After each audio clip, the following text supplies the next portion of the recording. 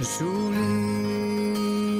gracia del Señor. Vamos con nuestra serie de enseñanzas sobre las sectas modernas, que realmente de modernas no tienen nada, porque no hay nada nuevo debajo del sol, dijo el predicador. No hay nada nuevo debajo del sol. Esta doctrina de los testigos sin Jehová no es nada nuevo, esto data de los primeros siglos de la iglesia. En el siglo IV, esta doctrina llevó a un concilio llamado el Concilio de Nicea en el año 325, impulsado por Constantino para unificar el imperio. Sin embargo, esta doctrina dividió el imperio posteriormente cuando Constantino muere y sus tres hijos, Constantino II, Constante y Constancio, se reparten el imperio. Y los emperadores de Oriente, Constancio y Constante, asumen el arrianismo. Y Constantino II, de la parte occidental del imperio, pues sigue los rastros de su papá, Constantino. La parte oriental se corrompió, podríamos decirlo así, y tomó un cristianismo arriano. Un cristianismo que no se puede llamar cristianismo pues porque es un cristianismo sin Cristo, o sea, un Cristo que no es Dios. Pero eso no es nada nuevo.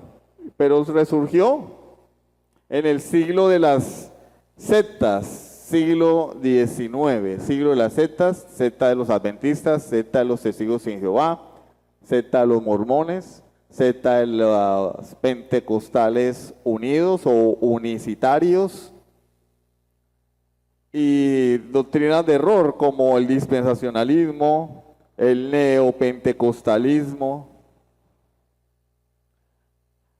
Y entonces continuamos con nuestra enseñanza sobre los testigos de Jehová, que vimos la semana pasada a manera de resumen a vuelo de pájaro. El origen de los testigos de Jehová se remonta al siglo XIX, aunque su fundador no fue William Miller. William Miller no fue su fundador, William Miller fue el precursor de todas estas ideas locas, estas profecías de la segunda venida de Cristo, del fin del mundo. William Miller era un predicador bautista y el precursor de la iglesia, bueno, mal llamada iglesia, ¿no? Adventista. No debería llamarse iglesia porque la iglesia tiene siglos de historia. Estos son sectas. Sectas, como ya lo dije dos veces, lo dije la semana pasada y la antepasada, viene de la palabra septum, que significa cortar. Son grupos que se han desprendido de la iglesia bíblica e histórica, aunque se llamen a sí mismos iglesias. Bueno, de hecho los testigos sin Jehová no se llaman a sí mismos iglesias, se llaman a sí mismos una sociedad, una organización, una corporación, pero ellos no se llaman a sí mismos iglesia, por lo menos no en sus inicios. ¿Quién fundó esto? Charles Taze Russell. Charles Taze Russell conoció la doctrina de William Miller y de la misma manera comenzó a profetizar el advenimiento de Cristo. Estas personas pensaban que Cristo iba a venir en 1844, basados en una mala interpretación de las 70 semanas de Daniel, los 2300 días de Daniel 8, que no hablan de la segunda venida de Cristo, sino que hablan es de la invasión de Antíoco Epífanes al reino de Judá y su liberación a través de Judas, Macabeo y sus hijos. Pero pues, cuando no se tiene guía ni dirección, pues a cualquier lado se llega, ¿cierto? Y cuando no se tiene un rumbo fijo, pues cualquier lado sirve, ¿cierto? ¿Para dónde vas? No sé, pues cualquier lado me sirve, ¿sí o no? Por eso es importante tener una meta, un fin, tener dirección. Bueno, Russell era de una familia presbiteriana, tuvo su contacto con la secta de los adventistas fue influenciado por estas ideas y comenzó a profetizar el día de la segunda venida de Cristo, el día de la batalla de Armagedón, el fin del mundo, la caída de los bancos, escuelas, de la sociedad tal como la conocemos, la instauración del reino milenial de Jesús aquí en la tierra, que gobernaría con los 144,000 escogidos y con los demás. ¿Sí? ¿Quiénes son los demás? Pues los que se conviertan a la iglesia adventista, que no sean parte de los 144,000. Creyentes de segunda categoría que le van a servir a los 144,000. Cuando muere, pues ya dijimos que este señor Russell fue denunciado por su esposa por maltrato. Vendió trigo milagroso, frijoles del milenio. Sí, suena chistoso, pero en realidad eso ocurrió. Y fue denunciado y obligado a reponer el dinero de ese fraude. Esta información por sí ya debería ser suficiente para que una persona reconsiderara ser parte de este movimiento o añadirse a este movimiento, porque es que la palabra de Dios lo dice claramente en Deuteronomio 18, ya lo hemos leído. El profeta que tenga la presunción de hablar en nombre de Dios o de otros dioses y lo que él diga no se cumpla, el tal profeta debe morir. Pero pues nosotros, el ser humano es idólatra por naturaleza y el ser humano dice yo no sigo hombres, pero en última instancia sigue hombres. Necesita una imagen física de una persona para poder tener fe. Es un error. No es correcto. No es correcto. Y nosotros tenemos que ver cómo a las personas se les presenta la verdad del Evangelio y de forma deliberada determinan seguir los predicadores de la prosperidad, aun cuando se les presenta con la Biblia la verdad. Dicen, no, yo sigo a mi predicador. Y bueno, pues que te salve tu predicador. Cuando muere Russell, y es lo que vamos a hablar hoy un poquito nada más, porque no quiero quedarme tanto en el tema de la historia y del origen, ¿sí? O sea, es parte de la enseñanza para que sepamos que esto tiene un origen oscuro, turbio, antibíblico. Sus líderes se encargaron de profetizar una y otra vez la venida de Cristo, la resurrección, la batalla de Armagedón, el reino milenial, con fechas exactas, pero lo único que era exacto era la fecha, porque el cumplimiento, nada, cero. Falsa profecía, falsos profetas, y el Señor nos llama a no escucharlos. No escuchar estos falsos profetas. Por eso el creyente tiene que abstenerse de hablar en nombre de Dios cosas que Dios nunca ha dicho. Si no se encuentran en la Biblia, si no tienen respaldo bíblico, es mejor cerrar la boca, cerrar el pico, porque calladitos quedamos más bonitos.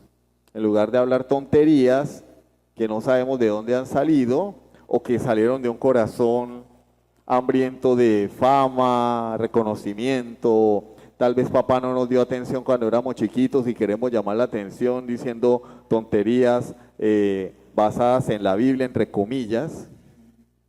Porque dentro de la misma iglesia cristiana moderna, evangélica, ha habido personas que se han atrevido a pronosticar fechas para la segunda venida de Cristo, lo cual está completamente prohibido en la Escritura. Y la pregunta es, ¿qué es lo que la iglesia no ha entendido? No hemos entendido que Dios nos lo ha prohibido. Dios nos ha prohibido. Hechos capítulo 1, versículo 7. No os toca a vosotros conocer los tiempos y las sazones que el Padre ha puesto en su sola potestad. No os toca a vosotros. Hermano, pero yo quiero saber. Yo quisiera ser millonario, ¿y qué? Yo quisiera ser rico, ¿y qué? Yo quiero saber cuándo viene Cristo. De malas. Eso no lo sabe nadie. De malas. Es como la piraña mueca. De malas. Somos seres humanos, criaturas, y no podemos sentarnos en el trono de Dios. Y eso es lo que hacen estas personas que mantienen profetizando tonterías una y otra vez. Sentándose en el trono de Dios. Solo a Dios le corresponde determinar el futuro y ya lo ha determinado en este libro.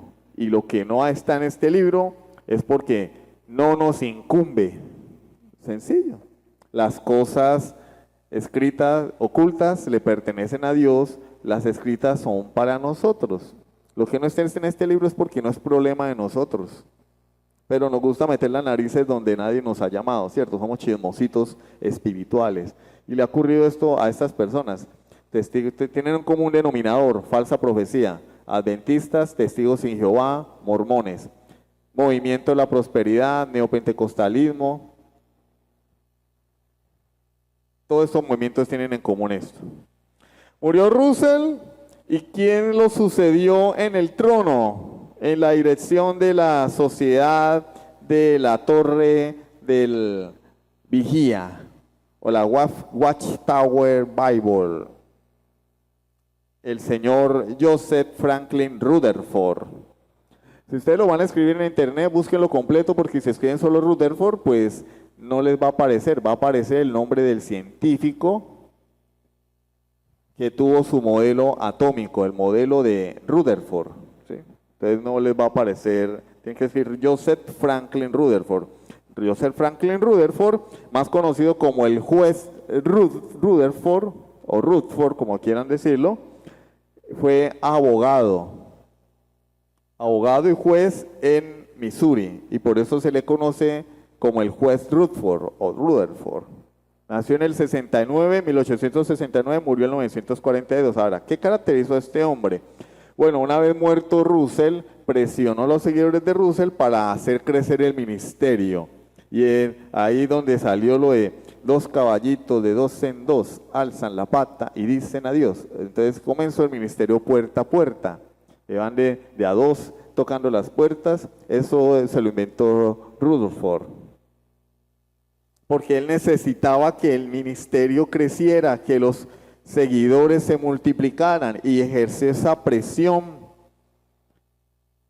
a través de las transmisiones de radios, los fonógrafos portátiles. Se ponían los sermones de Rutherford en las puertas de las casas o frente a otras iglesias los días domingos por la mañana. Y estos sermones tenían como tema la resurrección de Abraham, Isaac y Jacob. Este hombre, yo no sé qué era lo que consumía de verdad, porque en ese entonces las metanfetaminas todavía no, yo creo que no existían todavía. De pronto el opio, ¿no? El opio sí, las metanfetaminas no, o este que están, el de los zombies, ¿cómo es que se llama? El fentanilo todavía no. Este hombre profetizó la resurrección de Abraham, Isaac y Jacob. Este hombre era más duro, tenía un nivel superior. Ellos iban a resucitar en 1925. ¿Pero qué pasó? Pues no, yo no lo vi. Iban a resucitar para gobernar la tierra. Pero no pasó. No pasó.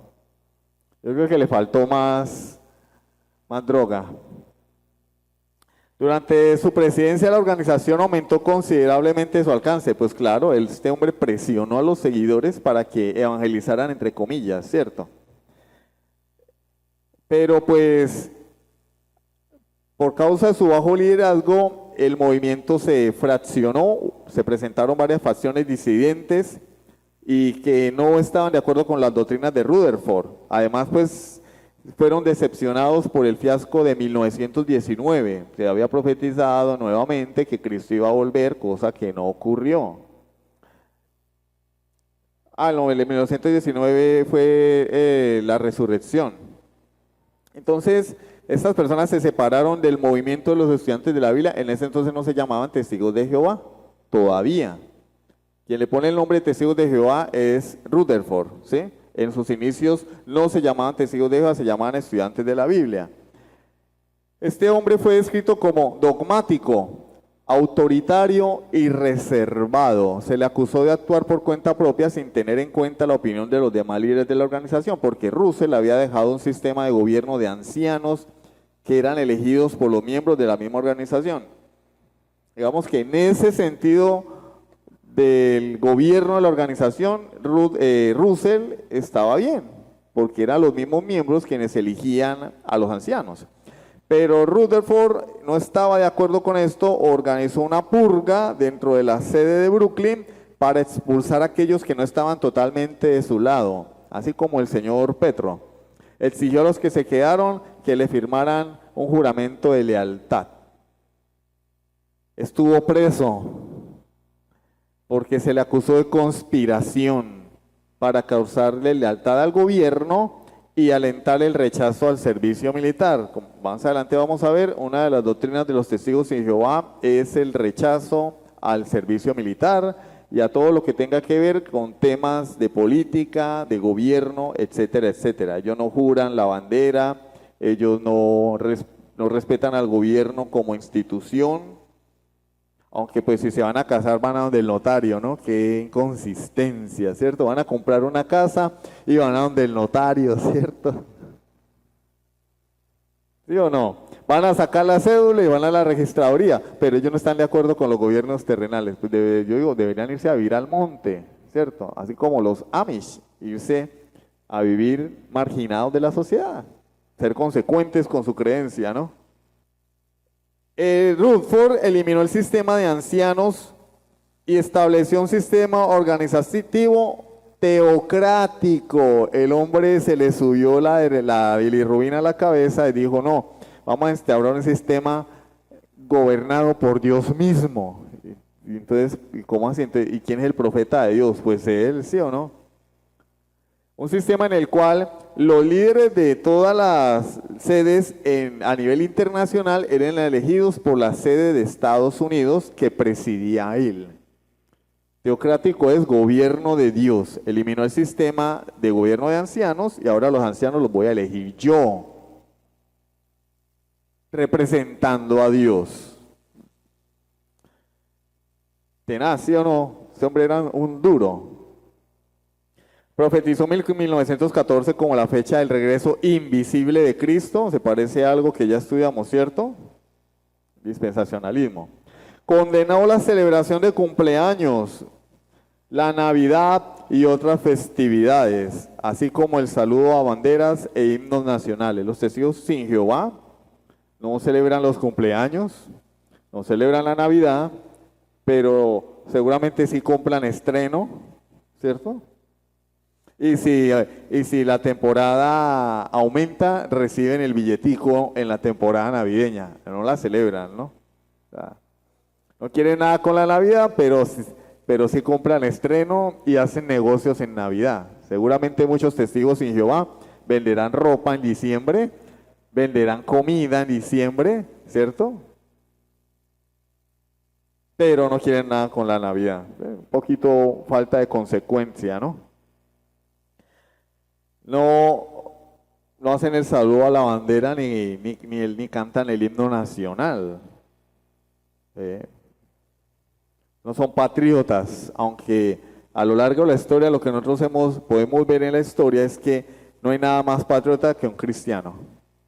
Un cristiano debe ser patriota. O que patriota no es lo mismo que nacionalista, ¿no? Son dos cosas diferentes. Nacionalista era Adolfo Hitler. El partido nazi era el Partido Nacional Socialista. Nacionalista es la persona que exalta a su propio pueblo a expensas de denigrar a los extranjeros. ¿Sí? Eso fue lo que hizo Adolfo Hitler y lo que hacen todos aquellos que exaltan su nacionalidad pisoteando a los extranjeros. Pero patriota es aquel que defiende a su país, es diferente, ¿no? Yo para defender mi país no necesito aplastar a los extranjeros, ni humillarlos, ni hablar mal, ni creerme una raza superior. Eso es nacionalismo. Patriotismo es defender a su nación, amar a su país. Estas personas no aman a su país. Rutherford promovió la idea de que Cristo murió en un madero, en un palo, en lugar de una cruz, aun cuando la Biblia habla de la cruz, ¿no? Por eso se llamaba crucifixión. No se llamaba crucifixión porque los colgaban de un palo. Se nos llamaría palifixión. Palazo, tablazo, algo así. Nos llama crucifixión porque era una cruz. Y Pablo lo dice en primera carta a los Corintios, capítulo 1, habla del evangelio, no del palo, no el evangelio del madero, el evangelio de la cruz. El evangelio de la cruz. Y lo que Cristo llevó al lugar de la calavera, al Gólgota, no fue la cruz, ¿sí? Fue el travesaño, ¿sí? Era el travesaño el que tenía que cargar, pero no llevó un palo. Fue crucificado efectivamente. Ustedes ven en los libritos de los testigos en Jehová las ilustraciones sobre la crucifixión del Señor y lo muestran ahí colgado, ¿cierto? Así, con las manos juntas en un madero, un palo, no así con las manos extendidas, sino así. Porque eso es lo que ellos creen. Ay, hermano, pero eso no tiene relevancia, un palo, una cruz, eso es lo mismo. No es lo mismo porque la Biblia nos habla de una cruz, nos dice que el evangelio de la cruz es locura para los que se pierden, pero a nosotros, a los que creen, esto es a nosotros, es poder de Dios para salvación. La Biblia nos habla de una cruz efectivamente. Rutherford llamó a la organización de los estudiantes de la Biblia los testigos de Jehová porque se inspiró en Isaías 43:10. Isaías 43:10 dice: vosotros sois mis testigos, dice Jehová, y mi siervo que yo escogí para que me conozcáis y creáis y entendáis que yo mismo soy. Antes de mí no fue formado Dios, ni lo será después de mí. Entonces él dijo, mira, dice, vosotros sois mis testigos, nuestra organización se va a llamar los testigos de Jehová. Por eso se llama así. Repito, ellos no se atribuyen a sí mismos el nombre de iglesia. Se llama organización, pero no se llama iglesia. Ahora bien, ¿qué creen los testigos de Jehová? Y ahora sí entramos en lo que ellos creen, la doctrina de los testigos de Jehová. En primer lugar, ellos creen que el nombre de Dios es Jehová. Pues obvio, pues se llaman los testigos de Jehová. Pero, ¿eso qué quiere decir? Quiere decir que a Dios solamente se le llama Jehová. Aun cuando en la Escritura Dios se identifica de otras maneras. Por ejemplo, en Génesis 1:1, la palabra del Señor dice, en el principio creó Dios. Y allí Dios es la palabra Elohim. Es el plural de la palabra Eloá. Eloá significa Dios. Ahora, ¿por qué los traductores de la Biblia entendieron que Elohim, que era plural, era Dios? Pues porque Dios es una pluralidad. En el principio, el Dios plural, si se tradujera literalmente, sería dioses, pero no tiene sentido. En el principio, dioses creó los cielos y la tierra. No, en el principio, Dios, Elohim, es un plural, es un Dios que es una pluralidad, así como el matrimonio. Mi esposa y yo somos un matrimonio. ¿Cuántos matrimonios? Uno. ¿Pero cuántas personas hay en ese matrimonio? Dos. Una sola persona no es un matrimonio. Una sola persona es singular, pero dos personas somos plural. Un matrimonio, ya entendemos que son dos personas.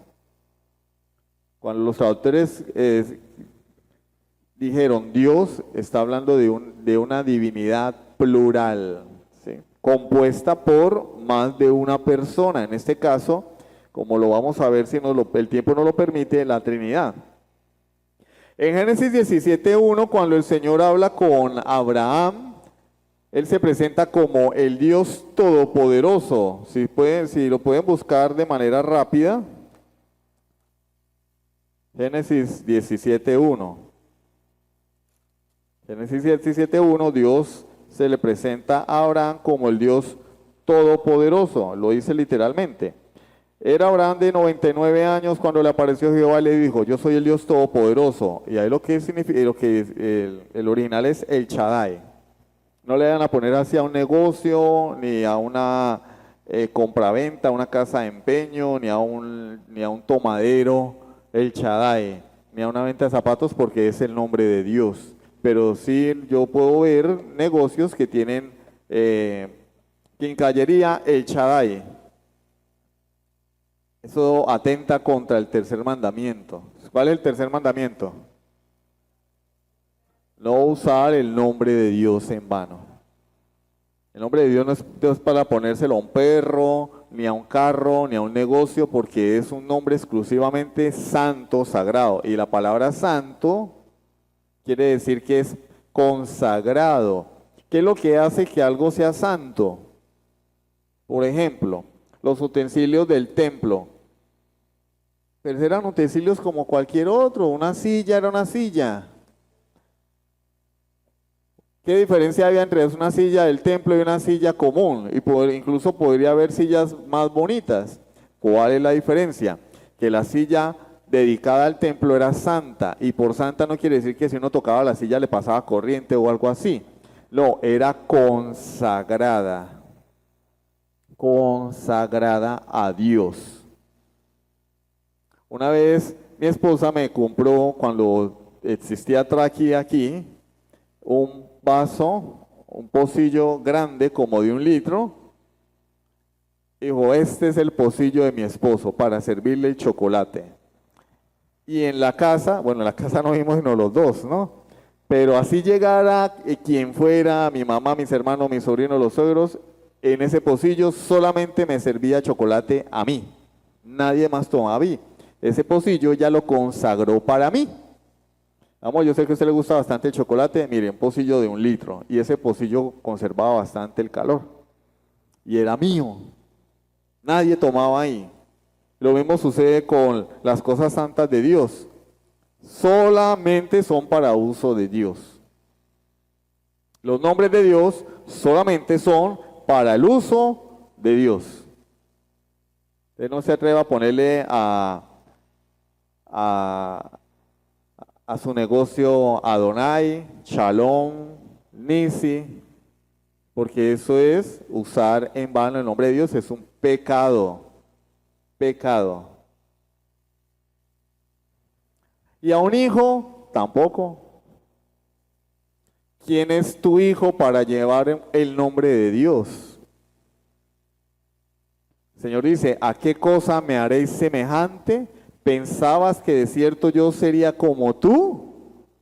Hay que tener cuidado, ¿no? Pero es que yo le voy a poner el nombre de Dios a mi hijo para acordarme de Dios. Pues si no se acuerda de leer la Biblia, hermano, menos se va a acordar de Dios cuando vea ese chino y en anticristo y en rebelde. Ay, sí, va a ser un reflejo de Dios el anticristo. No pequemos contra Dios. En Salmo capítulo 8, versículo 1. Salmos capítulo 8, versículo 1.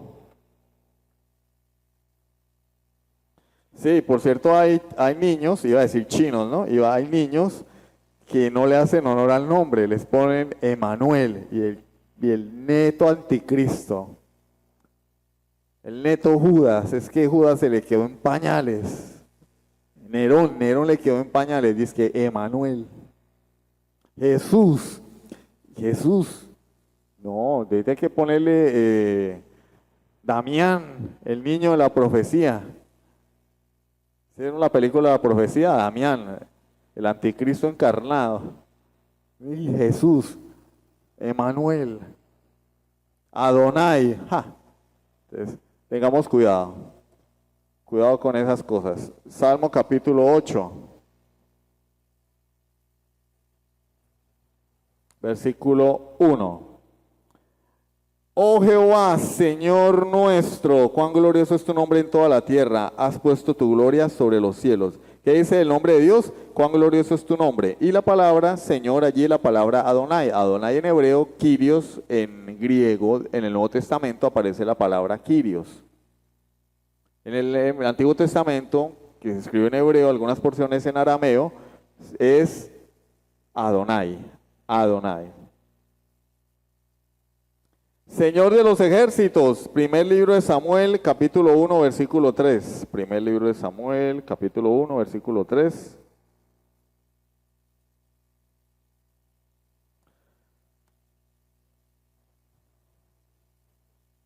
Primer libro de Samuel, capítulo 1, versículo 3. Y todos los años aquel varón subía a su ciudad para adorar y para ofrecer sacrificios a Jehová de los ejércitos en Silo, donde estaban los hijos de Elí, Ofni y Finehés, sacerdotes de Jehová, a mucho dolor, porque eso sí, también eran como Damián, los netos anticristos. Dice Jehová de los ejércitos es Jehová Sebaot, conté al comienzo, Jehová Sebaot, el Señor de los ejércitos, es un nombre de Dios. Entonces Dios no solamente se llama Jehová, hay otros nombres de Dios que Él mismo usó. Pero ellos dicen, no, solo Jehová, solo Jehová. Y alguien puede decir, pero eso no es nada. Bueno, pues no, porque restringir el nombre de Dios a solo Jehová no es correcto, ya es un error. En el Nuevo Testamento el Señor le llamó Padre, Padre, el de la palabra griega pater, ¿sí? Por ejemplo, en Mateo 6, versículo 9, Mateo capítulo 6, versículo 9. Vosotros pues oraréis así: Padre nuestro que estás en los cielos, santificado sea tu nombre. ¿Cómo le dice Jesús a Dios? Padre, Padre, no le dice Jehová, le dice Padre. ¿Por qué? Porque es su Padre y ese es uno de los nombres que Dios se otorga a sí mismo en el Nuevo Testamento. No solamente Jehová, también es nuestro Padre. Los apóstoles, primera a los Corintios capítulo 1, versículo 3. Primera a los Corintios capítulo 1, versículo 3. Primera a los Corintios 1, 3. Gracia y paz a vosotros de Dios nuestro Padre y del Señor Jesucristo. Pero mire, hermano, Dios es el Padre, Jesús es nuestro Señor. Por eso hay que leer y comprender. Señor es un título que a lo largo de toda la historia de la redención le fue otorgado única y exclusivamente a Dios. Entonces, cuando el Nuevo Testamento dice que Jesús es el Señor, esto es una evidencia clara de que Jesús es Dios. No hay que tener un doctorado en divinidades para saber que la Biblia afirma que Jesús es Dios, cosa que los testigos de Jehová niegan. Los testigos de Jehová no creen que Jesús sea Dios. Como vamos a ver más adelante, hoy no lo vamos a ver, pero Jesús es Dios. Ellos dicen, no, Jesús es el arcángel Miguel. Jesús es el arcángel Miguel. Bueno, pero ¿qué cosa? No, la Biblia dice que los ángeles adoraban y le servían a Jesús. Cuando Él es dejado por Satanás, después de ser tentado, dice que los ángeles vinieron y le servían a Él. No vemos otra parte de la Escritura donde los ángeles le sirvan a otro ángel. Y Él recibió esa adoración de los ángeles. Él le dice a Satanás, al Señor tu Dios adorarás y solo a Él le servirás. Jesús le está hablando, citando la Escritura, a un ángel de Dios, porque Satanás es un ángel caído, pero sigue siendo un ángel con poder, sigue siendo un ángel. Y Él está diciendo a un ángel, Satanás le dice, si te postras delante de mí, te voy a dar todos los reinos de la tierra. Y Jesús le dice, escrito está, al Señor tu Dios adorarás y solo a Él le servirás. ¿Y qué pasó cuando Satanás se va? Vinieron los ángeles y se le sirvieron a Él. Si Jesús no fuera Dios, ¿por qué recibió el servicio de los ángeles de Dios si Él no es Dios? Porque Él es Dios. Pero eso no es el tema de hoy. En segundo lugar, la Trinidad. Ellos no creen en la Trinidad, los testigos sin Jehová no creen en la Trinidad, para ellos Dios es uno y nosotros los cristianos, evangélicos, protestantes, bautistas, reformados, somos idólatras, politeístas, creemos en tres dioses según ellos. Ustedes tienen tres dioses. ¿Cuáles tres dioses? El Padre, el Hijo y el Espíritu Santo. No, nosotros tenemos un solo Dios que subsiste en tres personas. Un Dios plural. Hermano, yo no entiendo eso. Pues yo tampoco, hermano. Si yo lo entendiera, sería Dios. O sea, para yo entender a Dios, tengo que ser Dios. El problema es que yo no soy Dios. Yo soy una cucaracha, una hormiga. Soy una hormiga que quiere entender cómo un cohete llega a la luna. Nunca lo voy a entender. Tratemos de explicarle a una hormiga cómo se puede vencer a la gravedad para salir del planeta Tierra, para atravesar la atmósfera en un cohete y luego un transbordador espacial llegar a la luna. Expliquémosle a una hormiga a ver si lo va a entender, y no lo va a entender porque es una hormiga. ¿Y qué soy yo? Porque no quiero ofender. Ay, me está ofendiendo. Yo soy una cucaracha tratando de entender eso. Imposible. Entonces, ¿cómo puedo yo entender quién es Dios, la grandeza de Dios, la Trinidad de Dios, la naturaleza de Dios, si yo soy una miserable cucaracha? La mente no me da. No tengo mente para eso. Soy finito. Soy finito. ¿Cómo hacemos para meter un carro tanque de 10.000 litros de agua en una botella de agua? De esas, las que Josman nos hizo tomar el domingo. De 500 o 600 mililitros. ¿Cómo hacemos para meter un carro tanque o un cisterna? En Colombia le dicen es camión cisterna.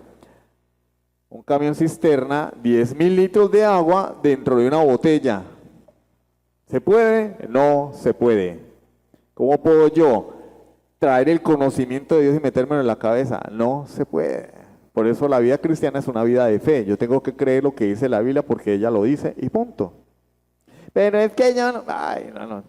Y cuando empezamos a alegar tanto con la Escritura es porque somos incrédulos.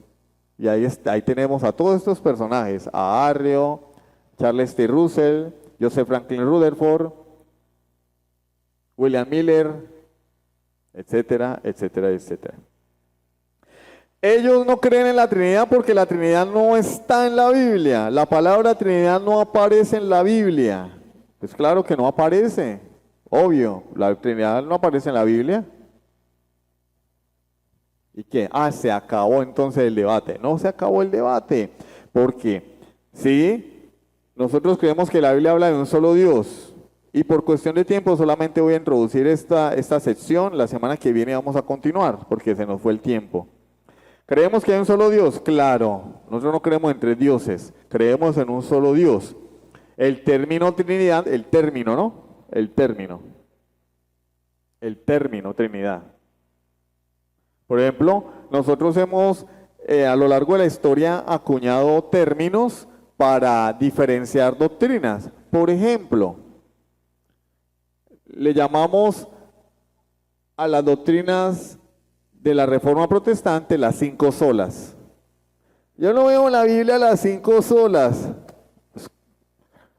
¿En qué versículo de la Biblia están las 5 solas? No están las 5 solas. Pero quiere decir que la Biblia no habla de la sola fe, justificación por la fe. Quiere decir que la Biblia no habla de que ella misma es inspirada por Dios y es suficiente, sola escritura. Quiere decir que la salvación no es por gracia, como ella misma dice en Efesios 2:8, porque por gracia sois salvos por medio de la fe, y eso no de vosotros, pues es don de Dios. ¿No está en la Biblia? ¿No quiere decir que la salvación no es por Cristo? El que cree en mí, como dice la Escritura, el que oye mi palabra y cree que me envió. Sublime gracia del Señor.